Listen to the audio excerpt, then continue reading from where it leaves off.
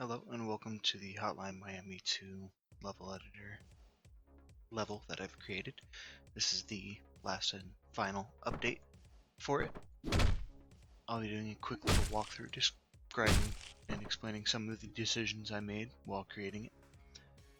First, going around the outside here, I've replaced the outside with red brick to differentiate between inside and outside walls. You have this security sections where these first two rooms have these like security panels and like computers in the wall to be like watching cameras. This break room with a air hockey pool table, you have a TV, arcades, kind of showing that they're not taking this super seriously. You have this break room with somebody taking a smoke break inside, very unsafe, as well as this internal office area. So as you look around, you kind of don't realize why you're here. I also built this with a type of flow in mind, that if you know what you're doing for this first few seconds here, you can catch that rhythm to where you can clear out these first three rooms just like that.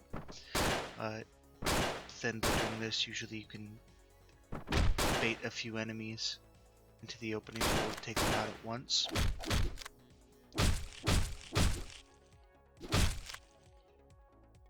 In this break room, I left the baton on the table there as well as the phone to kind of show again that the people here are slacking, not exactly on top of things. And then once you've cleared this level, if you look at the break room near where all of the guns and ammo are stored, there is a silenced SMG that the player can then use. In the second floor area, you've got this large hallway type section with quite a few guards patrolling around. Likely they heard noise downstairs.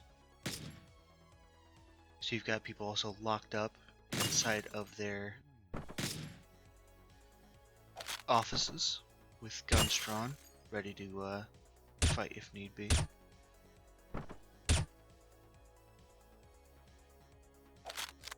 And as you go through, you realize in that second office there's a gun on the table, so these people are up to something fishy. You've got a guard dog, two large bodyguards, and then the other enemies as well. The large bodyguards can only be killed by gunfire. With a shotgun, they die instantly. With smaller weapons, they will continue to run after you. For players who've played through this a few times, they'll likely find out that starting out this area, because it's so open, if you have the SMG or any other automatic weapon, you can just spray and pray and usually take out 4 to most I've ever gotten was 7. Most I got in this play session was 6. So it's a little bit of a luck to draw, but almost always saves you some time.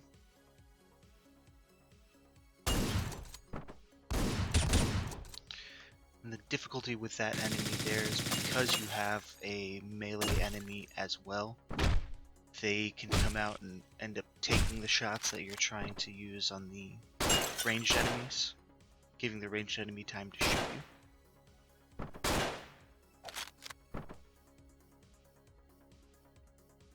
So this section kind of incentivizes you to wait for the right time to attack, which is not something Hotline Miami players are all that used to, fair enough.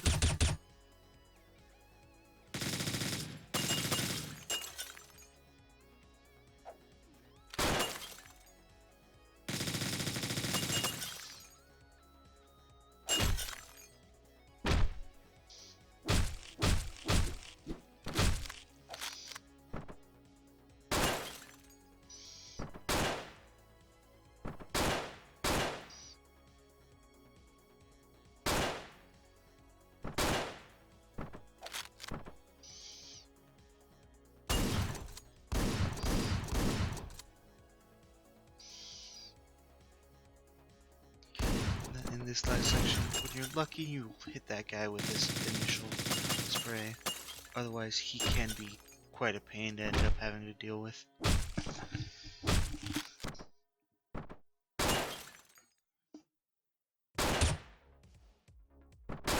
Also differentiated between the offices and the outside hallway with a slightly different carpet, trying to keep a similar color scheme to keep it sort of unified, but to show that it is a different area, different purposes.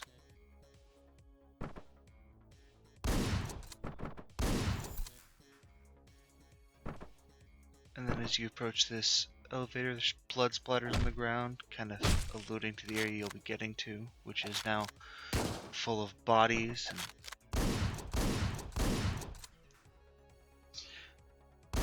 And so you can draw the dog out into the straight hallway rather than having to fight in the confined room. In those rooms, you see dead bodies, body bags, lab equipment, and then in this room, on the far right here, you see these acid baths and these dead bodies, so these bodies are being disposed of. And you'll see the chemicals that are placed on the table there, presumably being used to dissolve the bodies. You have these crates full of different, some of them weapons, some of them drugs. You have this dodger enemy that you have to use a melee weapon in order to take out. And then the last enemy here stands there, and if you open the door and you're not fast, he will just shoot you. So it's kind of goading the player into underestimating them. When building this level, I wanted it to be not difficult, but I wanted it to be around the middle of the game, kind of matching the difficulty of the levels there.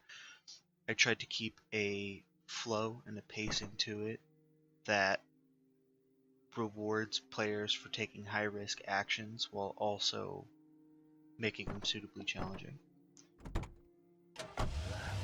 That's my level. Thank you for checking it out.